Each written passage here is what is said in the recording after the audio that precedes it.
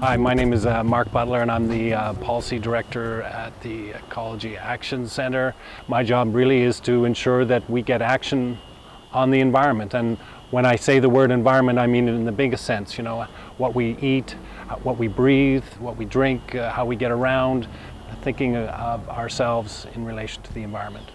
My name is Tony Charles. I'm a professor here at St. Mary's University in the School of the Environment and the School of Business.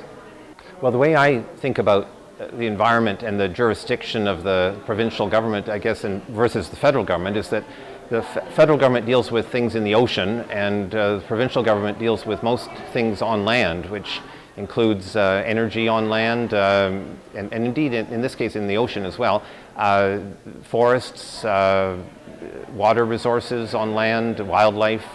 So actually the provincial government is pretty important when it comes to anything environmental and natural resource related. Nova Scotia does have some notches in its belt, if you like, or environmental accomplishments. We kind of distinguished ourselves when it came to waste reduction and recycling. We really set some high targets there and really strong on waste diversion, which has had a bunch of benefits for the province.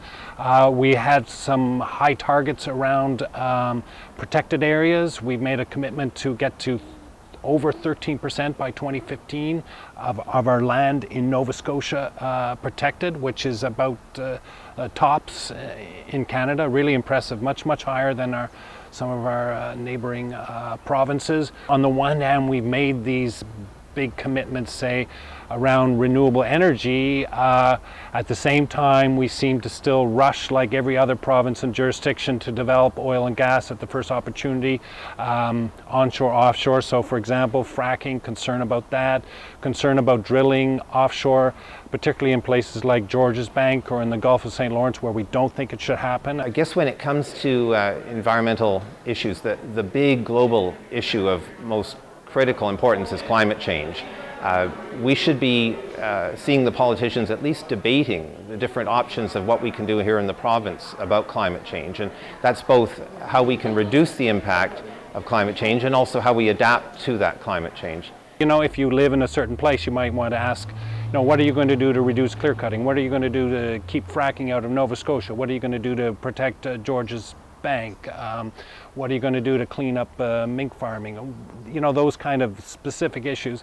But then ask, talk to me about climate change and what it means to you, and how we as a province over the next 20 or 30 years are going to get off relying on fossil fuels and change the way we, you know, we get around, we heat our homes, we produce energy. Well, I've been through, seen a lot of elections in my time, and you know, the environment, sadly, is not always at the top of the agenda, and that's putting it lightly. You know, there's a famous expression of politicians that says it's the economy, stupid. The idea is that, of course, the economy is what everybody cares about, and we've been led to think that that's the thing to think about so much that we naturally, in public opinion polls, we say it's the economy that we care about.